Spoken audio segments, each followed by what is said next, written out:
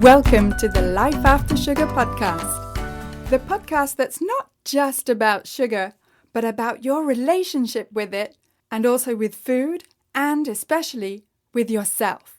So if you want to discover your life after sugar and hear inspiring stories from all kinds of people who also cut out sugar in their way, at their pace, for their own reasons, this is the podcast for you. Because when you take away the sugar, you can finally discover the real sweetness in your life.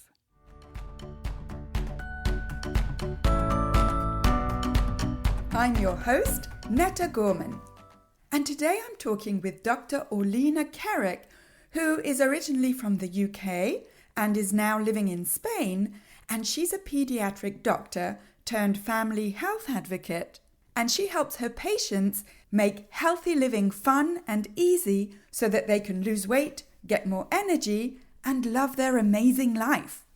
We talk about all sorts of subjects in this episode, including picky eaters, developing healthy habits, overeating, hunger, and intermittent fasting. We'll get to our chat in just a minute. But just before, I wanted to thank you for listening to this podcast, for giving it a lovely 5-star rating, and if you haven't already, for giving it a review. In fact, I realized that I've never actually read out any of the reviews that this podcast has got, so I'd just like to read out a couple right now. The first review comes from the very first weeks of when this podcast started, back in early 2021. And it says, "How inspiring. Netta is so easy to listen to and her words are so informative. If you are ready to change your life and control your health, start here." And that comes from Audrey. Thank you, Audrey. And another review back from the beginning of this podcast also says, "And Netta's voice is just delightful." And that comes from a listener who signs herself as True is Best. Thank you very much. And if you're wondering how to leave a review, go to your podcast player, scroll down, and click on Write a Review. All right, here's my chat with Dr. Orlena. So today I'm talking with Dr. Orlena, and I'd like to know first your personal story about how you grew up and what you ate when you were growing up. Oh, that is an interesting question. And do you know what? That is the first time I've ever been asked that question. Yay. So I grew up in Devon. So for people who are not from the UK, that is in the southwest of the UK. And it's beautiful there, actually. Quite rural, green. And I think looking back, I think I grew up in what I call the carbohydrate era. It was normal to eat breakfast cereal. That's what we ate. And I think generally my mum tried to be quite healthy. I think, she was sort of like, I want to say part of the hippie era, but I don't think that's quite right. But I do remember, for example, going to this thing called Elephant Fair, where lots of people came and gasped. There were people, I remember seeing people in the swimming pool who were naked and thinking, oh my goodness. But, we walked around with flip-flops on and, that kind of festival spirit. Can I ask, were there any elephants there? I don't think there were. Do you know what? I don't think there were, but I don't remember the elephants. I'm sure if there had been elephants. You wouldn't remember, surely, elephants in Devon. Yeah, I don't know. But, I think my mum tried to be healthy. So we didn't have lots of things like Finder's crispy pancake. My husband always talks about that's what he had. So, but when we grew up, we always had vegetables. And I think that this is a really important aspect, that essentially we always had vegetables. And I think that although we know a lot more about nutrition now than we used to, the basics are still kind of the same. I know that we could go down the rabbit hole of the government told us all the wrong things, which the government did, in fairness, but we've always known that vegetables have been healthy. And so we always had vegetables. We would have either salad or vegetables with dinner.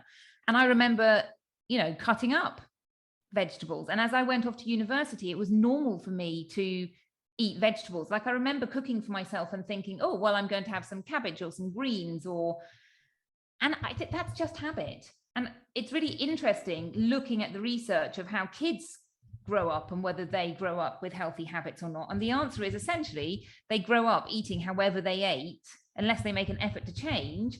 They're essentially eating what was given to them in the home. Yeah, yes. And do you find that it depends on the generation, i.e. your childhood, what was in the 70s, like mine? Yeah, 75 I was born. Right, I was born in 1970. So it's like, well, we grew up in the 70s, 80s. Have you found that, you know, in your experience and in your professional experience, things have changed, that what the kids eat these days, is it really different from what they ate in our day?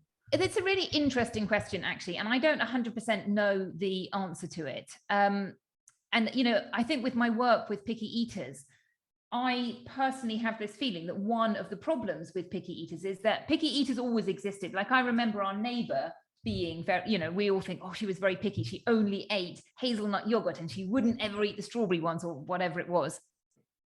But I think the difference was back then is that there wasn't so much option. Yes, there were, you know, chocolate biscuits and other candies, but I remember going, you know, on Sunday, being able to spend my pocket money and going, you know, walking across town to the local sweet shop and buying, you know, 10p's worth of sweets and coming back. Whereas now children buy candy in kilo bags from the supermarket. And so the availability, I think, is much, much greater now.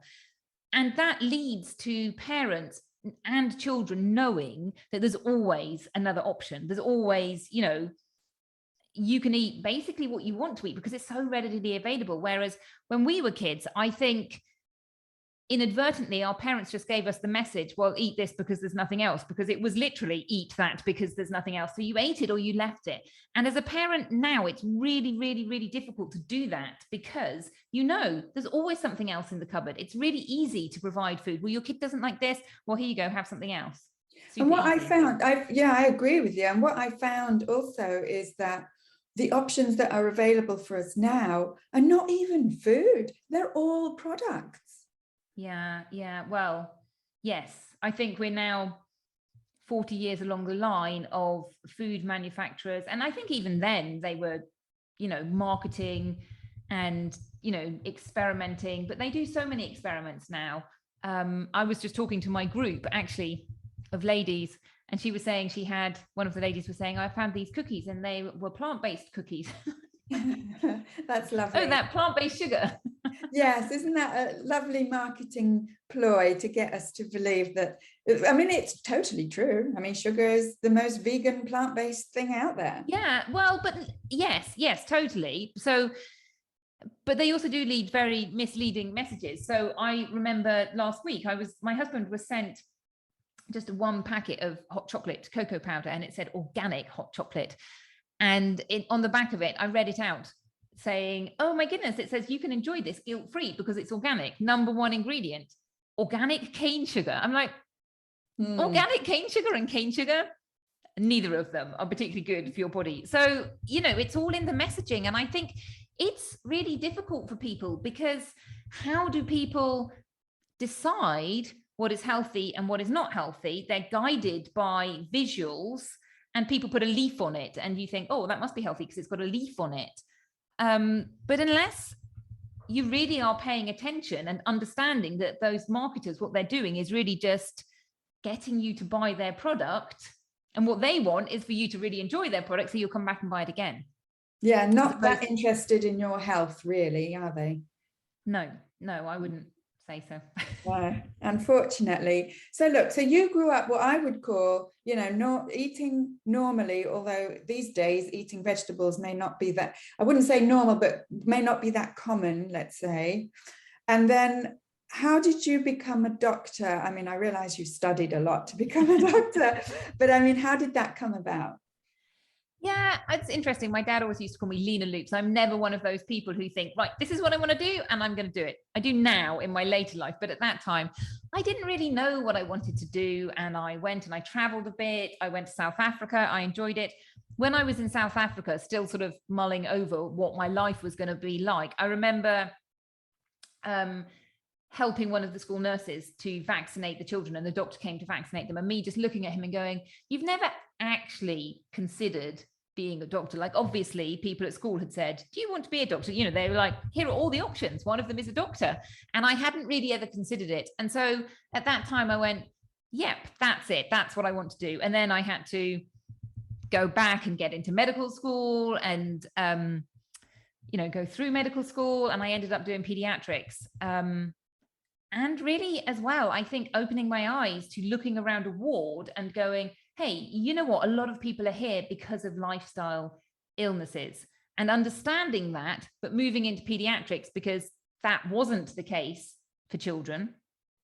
But it wasn't until I had my own kids and started with their picky eating, and really later on in life going, oh my goodness, actually the way I grew up was very carbohydrate heavy. And for me, it felt like normal eating. This is just what we do.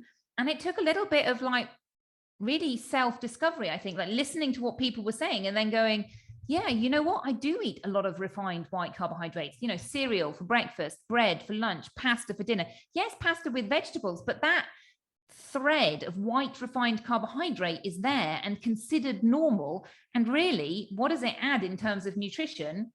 Essentially, it adds carbohydrates, it adds glucose, it adds nothing more than you can be getting from vegetables. And the vegetables have all the good stuff in them, and the white refined stuff is devoid of all the good stuff. So why are we eating this stuff? Right. And it's a lot less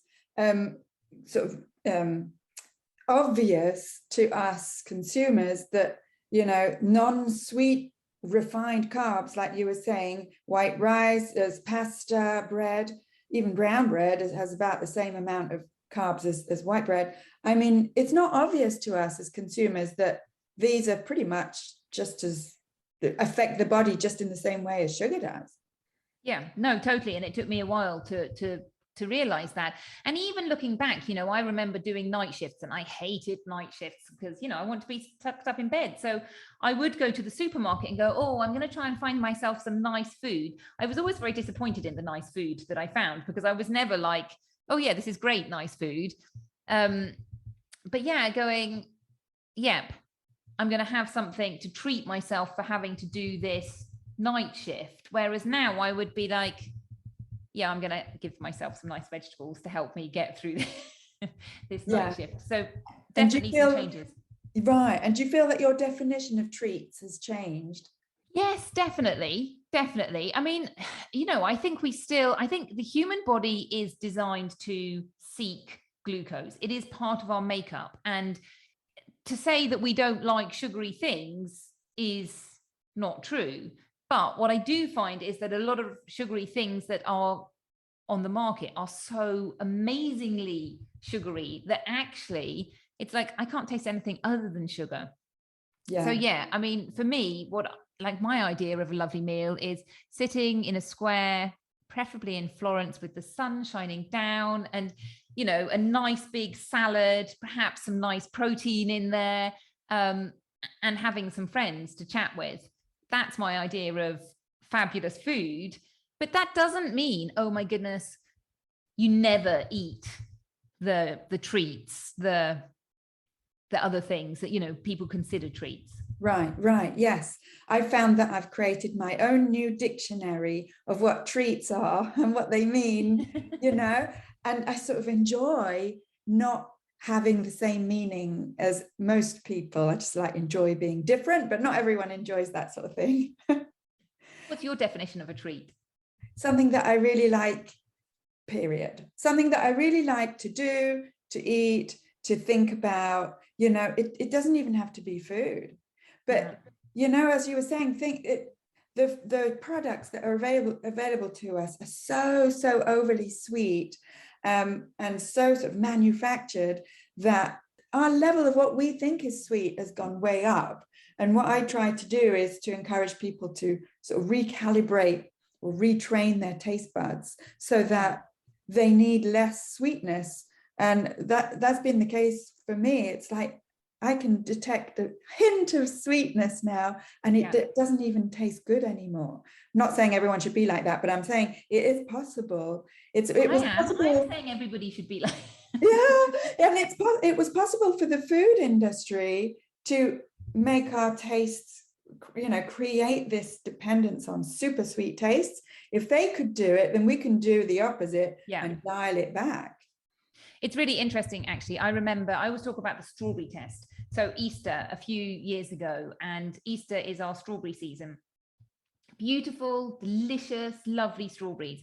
You take a mouthful and there's just this amazing strawberry flavor, proper strawberries. Have a little bit of my kids' chocolate, because obviously Easter chocolate, and then have another strawberry, the same strawberry, but now you eat that strawberry and it's acidic and flavorless. And you think, why would I eat this strawberry? It doesn't taste very nice. And it's because of the huge amount of sugar in the chocolate still in your mouth, which is why French people obviously refresh their mouths in between courses. But essentially, we're doing that all the time to our body. So if you've got a diet that's high in processed foods, you aren't going to enjoy the fruit and vegetables because they just don't compete.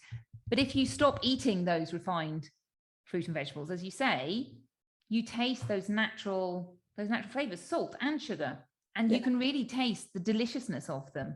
Yes, it's a question of being sensitive to the tastes. And I liken it to learning a language, where you're learning the language of tastes, and it's something you can learn just like any other skill. Yeah, definitely. And so you're more an expert in kids, pediatrics, and especially picky eaters. Well, I used to do. So when I started, we moved to Spain 11 years ago. And when I started that, hey, I had young kids and they were picky. And with my pediatric background, I started doing, how do we help our kids? Because that was really the pressing issue that I had in my life.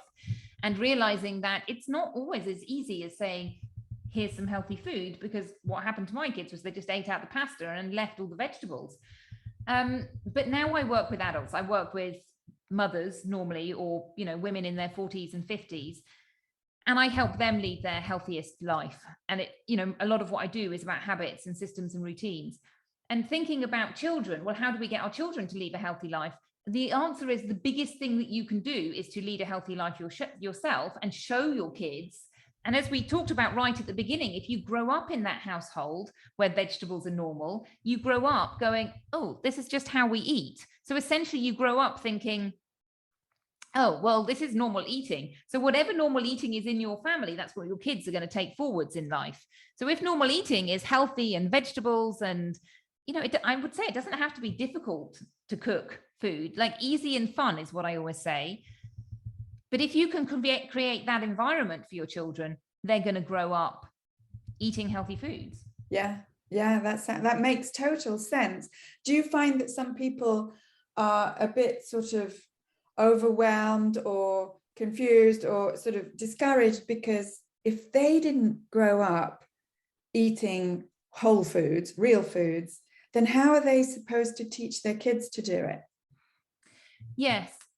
And I think as well, the diet culture is, a big thing. I talk to a lot of people who it was just ingrained in them as a child. And I think, again, it's the same thing. What happened was their mother was doing diet culture or going to Weight Watchers, and their mother essentially showed them, it could have been their father, I guess, but normally it's the mother, this is how we eat. We diet for a little bit and then we go back to this way of eating, and then we diet, or we go to Weight Watchers, almost presenting it as a problem from an early age, as opposed to, hey, this is just how we eat.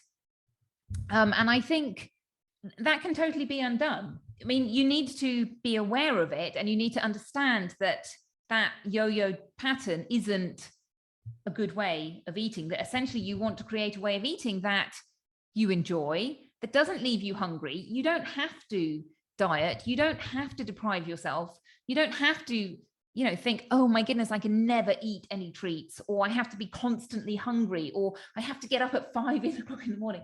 None of these things apply. It's about creating a life that you really can enjoy and love, that supports your health and your body, but you love doing all of these things. So it becomes a pleasure to do these things. Yeah. And then it all just falls into place, I think. Yeah, totally. Yes. And I was saying that I've sort of created a new dictionary for the definition of treats. Well, it's also a new dictionary for the definition of normal, because I find that the diet culture has made us believe that one way of eating is normal, and then you do the diet, which, you know, is temporary, and then you go back to normal eating. And I'm like, but the normal eating got you into trouble in the first place. Maybe it's not normal. Well, it's really interesting that you say that, actually.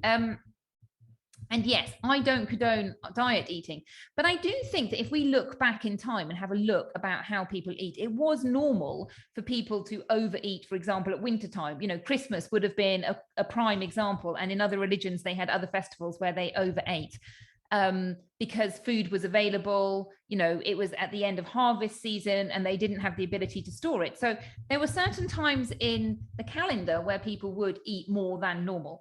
I would also add, I don't think on the scale that we overeat now, because their food wasn't available so readily. But also, they had times when they would fast as well.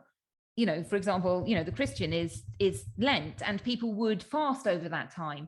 And fasting has been shown to be good for our body and good for, you know, cleaning ourselves out. And so we've kind of grabbed hold of this overeating, and yet the fasting bit has been let to go by the wayside. You know, okay, some people still do it and it's still available in some cultures and some religions, but not to the same extent that I think it was like normal to do in the past. And so we've kind of got this society where overeating is normal, and yet the other side isn't. So we're overeating, and we never really give our bodies a break and go, yeah, now you have to use some of that energy.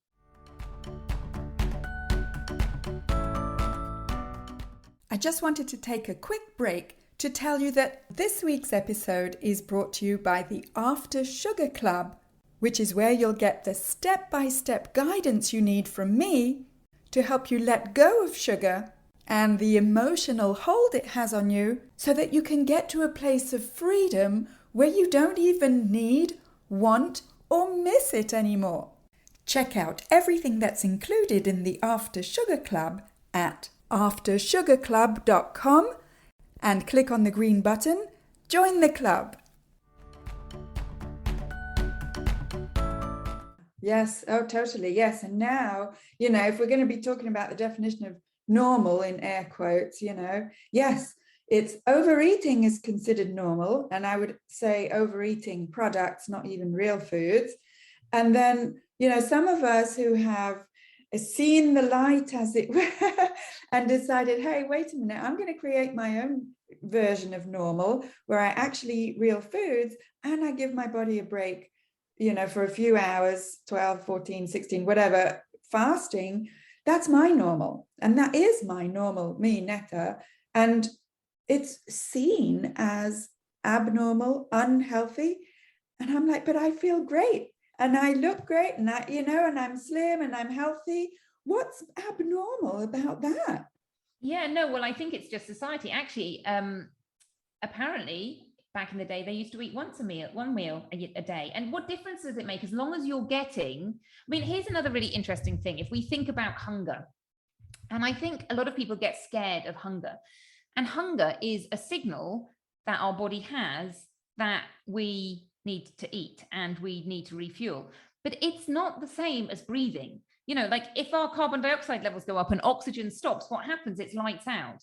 But if we are hungry and we don't eat, our body just goes, oh, okay, there's no food coming. I'm going to go and use some food. And even thin people, they say, have, you know, 3 months of stored food on them. It's not like you are going to starve if you don't get the next meal, except that somehow we have this idea that if we're hungry, oh my goodness, we have to eat right now. So being hungry in itself isn't as unpleasant as most, you know, I think there's a difference between actual proper hunger and carb cravings, which Absolutely. Are two slightly different things.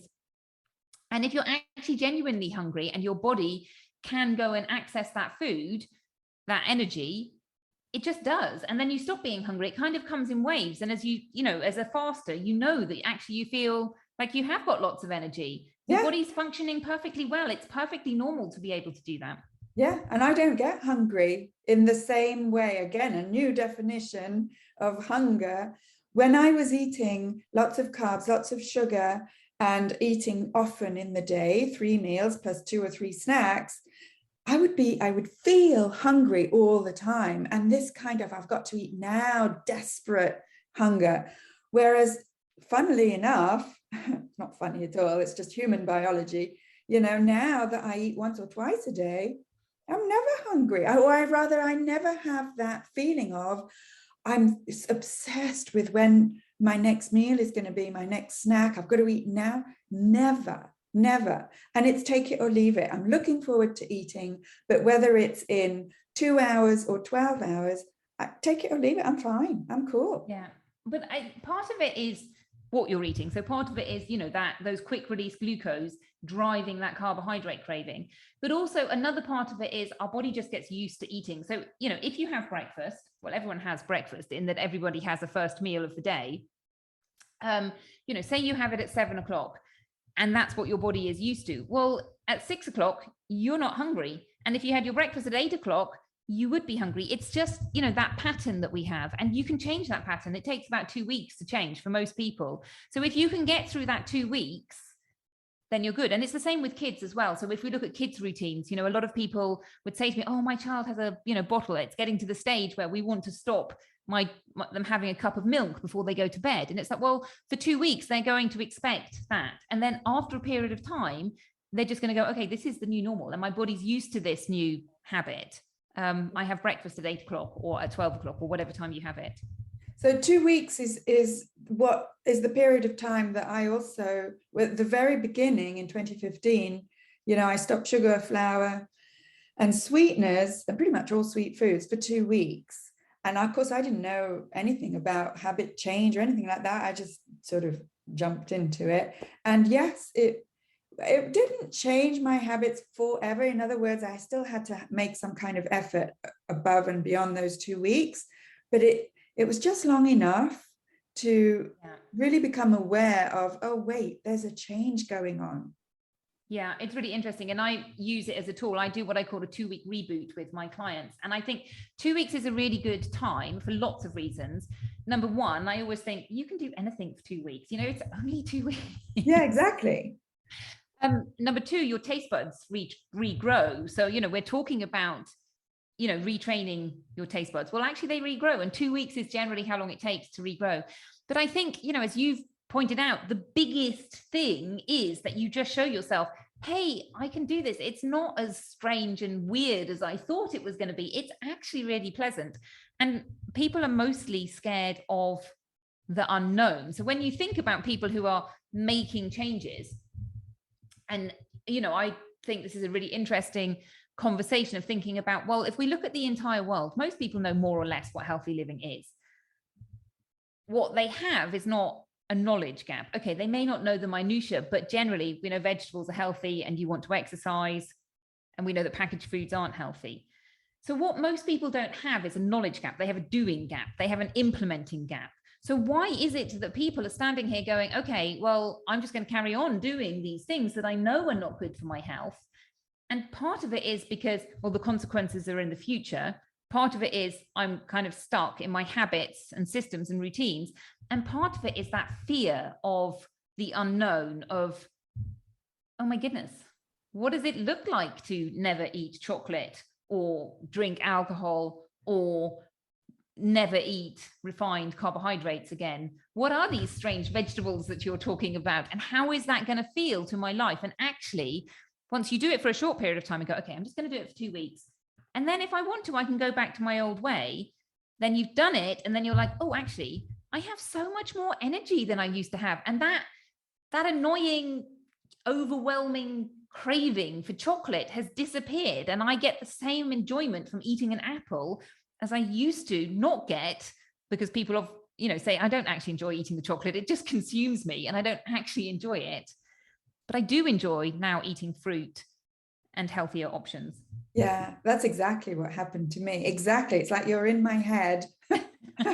All those years ago, it was like, well, what's going to happen to me? That's why I resisted it, for so long. What's going to happen? How am I going to survive if I don't have my chocolate? What am I going to do when I need that, either that taste or, that sort of emotional connection that I had to chocolate and cookies and whatever?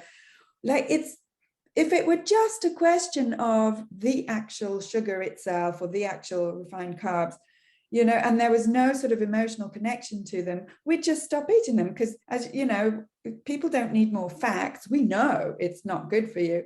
Why are people continuing to eat them anyway? I think it's what I found in my experience is because that we have this really deep emotional connection, even if we don't recognize it, this emotional connection to these types of foods. And 2 weeks makes us aware of that a little bit. Yeah, definitely. Yes. And I think that's, you know, a really good point. I always say I teach 4 pillars: healthy eating, exercise that lights us up, sleep, and emotional wellness, which is this, in my mind, it encompasses everything: our stress levels, our relationship with ourselves, our relationship with food. But that last pillar is the foundation. And if you don't change it, if you don't change your relationship with food, you can't change the others, because I can tell you how to eat. I can even come to your house and cook it for you, which I'm not offering to do, but Down. if you still have this connection to food, this emotional connection, at some stage that's going to come back. And then it doesn't matter. You may have a chef cooking all your vegetables and making it wonderful and delicious. But if you don't break that link, that's it. You turn to chocolate. So you're eating really, really healthily. So many people say to me, I'm eating healthily, except after dinner, when I eat lots of ice cream or chocolate, or, you know, when stress happens, which is also emotional eating. But yeah, that needs to be fixed, essentially. Yeah, yes. And I mean, that's part of what I teach. I don't have the medical background that you have. I've got personal experience and teaching experience that, and just experience with other people who, you know, more often than not, this is what comes to the table, as it were. You know, Netta, what do I do when I get stressed, when I'm tired, when I need soothing, when I need reward, comfort? What do I do if I don't have these foods? It's like we have no other option because we didn't learn any other options. And that's what we both teach, I think. Yes, definitely. And, you know, I do see, you know, I think it's a big part of what didn't get taught at school was emotional wellness. And I do think people are beginning, or at least here in Spain, people are beginning to make a little bit more of an effort, and more people are becoming aware of it.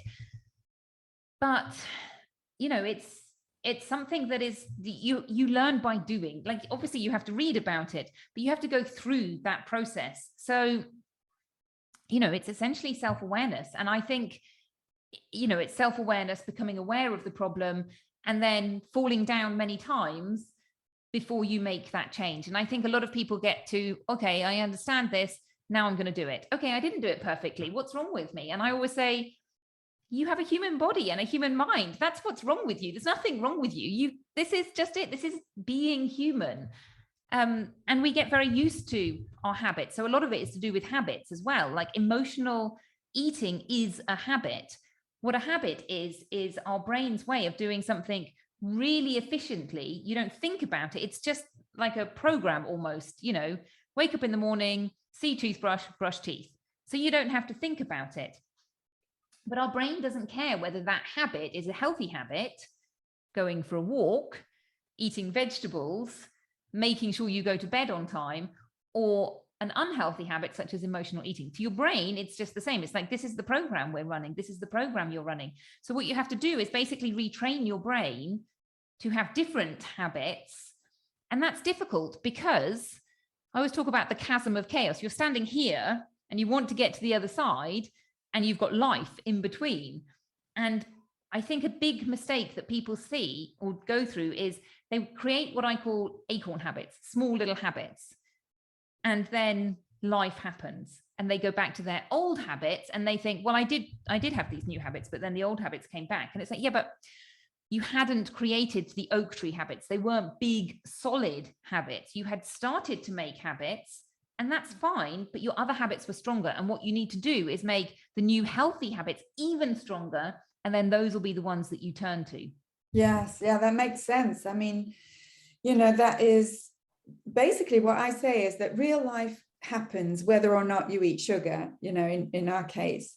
And so just because you're sugar free doesn't mean that all of a sudden you know, there's no stress and there's no tiredness and there's no emotions in your life because you're floating above this, you know, rainbow colored cloud.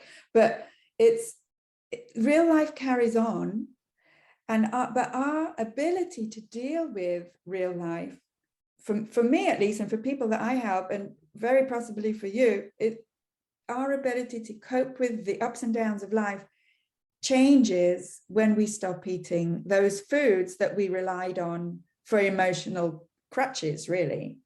And we become, I just call it growing up. I speak for myself. I had to grow up and actually deal with my emotions like as an adult. Yes, no, definitely, definitely. And, you know, I think it's not just how we eat. You know, I think I've chosen my 4 pillars because it's all of it. It's how we exercise and how we sleep. And sleep is super important as well. And if you don't get enough sleep, you're going to want to be eating those sugars because that's what happens when you're sleep deprived. So everything is connected. And it is about paying attention to all of those pillars and making sure that you've got strong habits in all of them, including the healthy eating habit. And it's also a little bit of a catch-22 situation for a lot of people where they really want to change their habits, but when these things happen, the stress and the tiredness and the lack of sleep, you know, they're like, I don't have any effort left over, any energy left over to think about or implement these new habits. It's like, I just please don't ask me to do all that, as well as cope with everything else.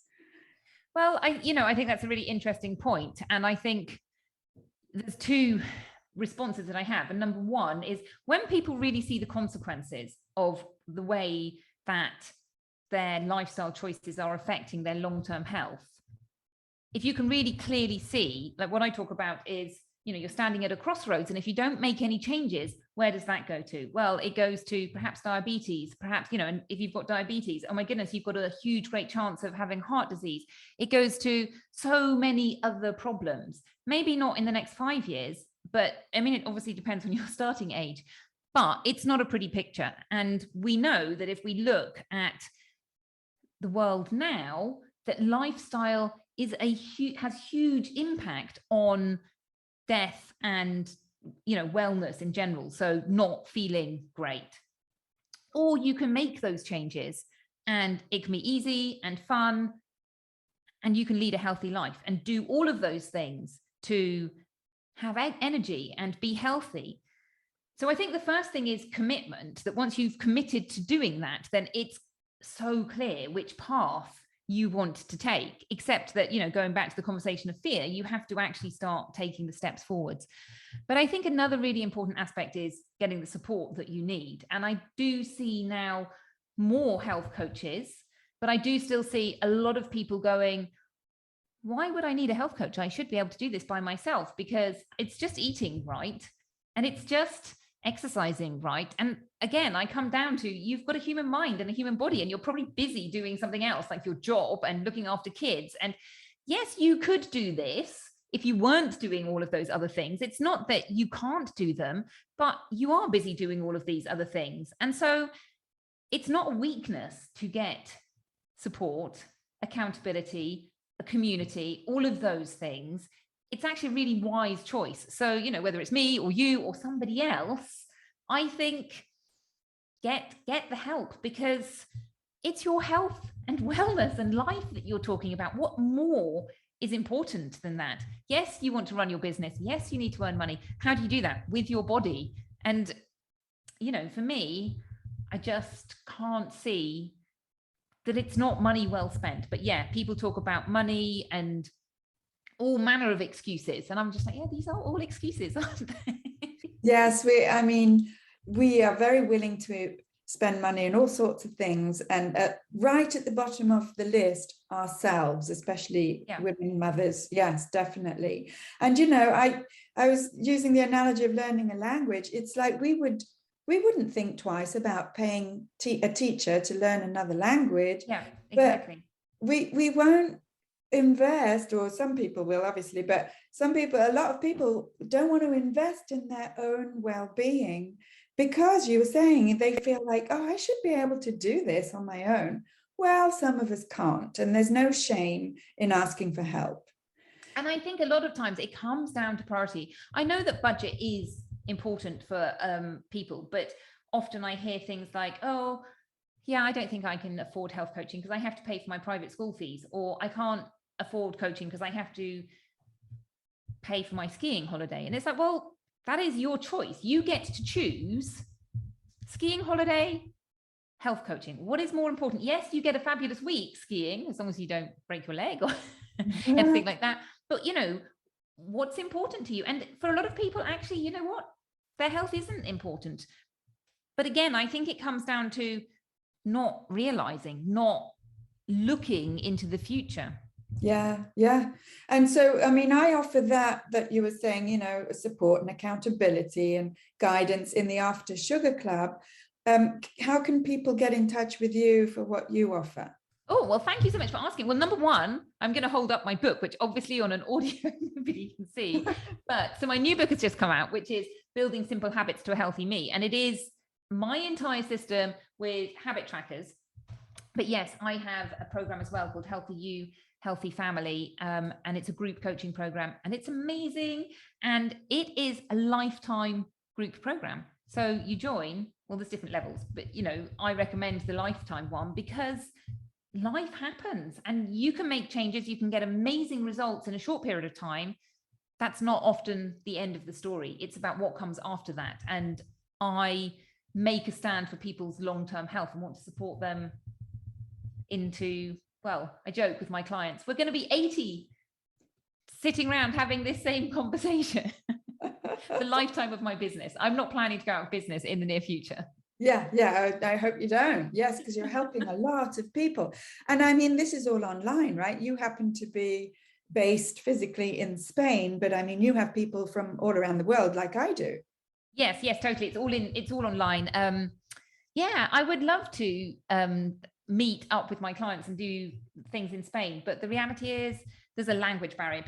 I do speak Spanish and Catalan and I could, but at the moment I'm just doing online the group program, which is amazing.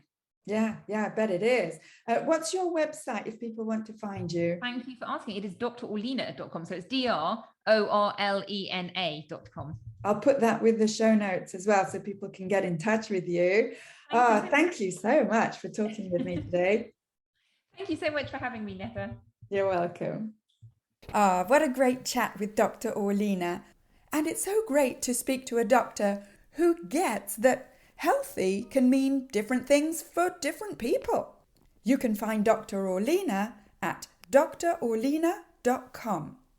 And if you want some free resources about what real whole foods are and where the processed food companies hide those sneaky sugars, then head on over to my website aftersugarclub.com and click on the tab What to Eat. You'll find 3 videos there. One about which foods don't have added sugars, another about how to find these foods at the grocery store, and the 3rd video is about what's the deal with fermented foods, because these are also whole foods that look after your gut health, and gut health is central to your general health. And if you're an intermittent faster, then I have 5 tips for you to help you get rid of cravings that may be getting in the way of you living your easy and natural intermittent fasting lifestyle. Go to aftersugarclub.com and download my 5 tips there. And you can get more free resources and tips on the Life After Sugar YouTube channel, the Life After Sugar Facebook page, and come and subscribe to my Instagram account at My Life After Sugar. That's where I post pictures of what I eat, what I do, sometimes some inspiring quotes, or sometimes just pictures of our cat, so that you can see that it's totally possible to live a fun and active life, even if you don't eat sugar. And if you're ready to get some personal guidance, support, and accountability so that you can let go of sugar and feel more confident in your food choices and feel healthier because you've finally made peace with sugar so that you get to a point where you don't need it or miss it anymore, then the After Sugar Club is the place for you. Together with myself and a group of other like-minded health-conscious people, you'll get all the guidance you need in our supportive and friendly community so that you don't just change what you eat, you change how you think and how you see sugar so that you can enjoy the real sweetness in your life. Check it out at aftersugarclub.com. And if this podcast is inspiring you to take one more step towards your life after sugar, then could I ask you to please scroll down and leave the podcast a lovely 5-star rating and leave a short review to let me know how this podcast is inspiring you to break free from sugar your way and find the real sweetness in life. Thank you for listening. That's it for this week. Keep in touch and see you soon for another episode.